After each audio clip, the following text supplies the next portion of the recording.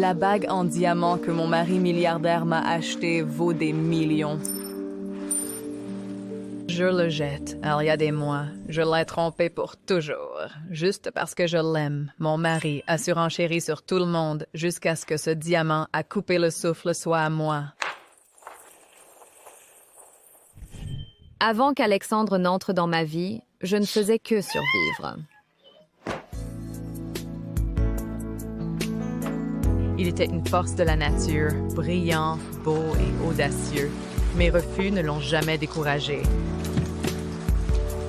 Avec une patience exaspérante, il a réchauffé mon cœur glacé et que Dieu me vienne en aide, je suis tombée amoureuse. Je n'oublierai jamais les vœux d'Alexander à notre mariage. Il a promis de m'aimer pour toujours jusqu'à ce que la mort nous sépare. Je pensais être la femme la plus chanceuse du monde, jusqu'à ce qu'il rencontre Jessica, une jolie et dynamique étudiante de première année. Je ne supporte pas les gens comme elle. Si imprudente, si négligente. Chut, calme-toi, chérie. Comment puis-je te faire sentir mieux? Emma, je suis furieux. Tiens-moi juste comme ça, d'accord? Je t'aime. S'il te plaît, ne me quitte pas. Noyée dans son doux baiser, j'ai complètement manqué la façon dont Alexander regardait Jessica en m'embrassant. Plus tard, j'ai trouvé le post de Jessica sur les réseaux sociaux. C'était le dos d'Alexander. Je le reconnaîtrais n'importe où.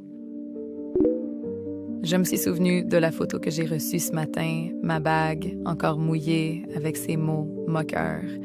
Utiliser, c'est agréable.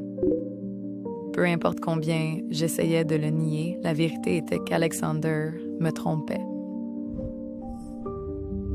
Quand je me suis réveillée, Alexander était parti. Un moteur de voiture rugissait dehors. Je suis descendue et je les ai vus. Mon cœur s'est brisé. Alex, qui aimes-tu le plus, moi ou ta femme? À ce moment-là, son silence a pris ma décision. Il était temps de partir. Après avoir été témoin de l'infidélité d'Alex, j'ai fait semblant que rien ne s'était passé. Chère Emma Carter, l'Institut de recherche Humboldt attend avec impatience votre arrivée. J'avais accepté un poste de recherche à l'étranger. C'était le travail de mes rêves, celui que j'avais abandonné pour épouser Alex. Cette fois, je ne le laisserai pas passer. Quel est ce message? Juste du spam. Alex me conduisait chez sa mère quand je l'ai reçu. Emma, où est ta bague? Tu as promis de ne jamais l'enlever.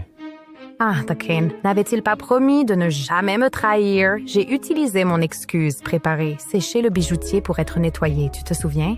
Récupère-le demain. J'ai besoin de cette assurance. Peut-être dans quelques jours. Ces choses prennent du temps. Il a froncé les sourcils. Puis, son téléphone a sonné. Cette sonnerie spéciale que je connaissais trop bien. Juste du spam.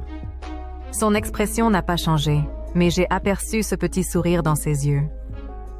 Tu as raison. Qu'est-ce que quelques jours? Nous avons l'éternité.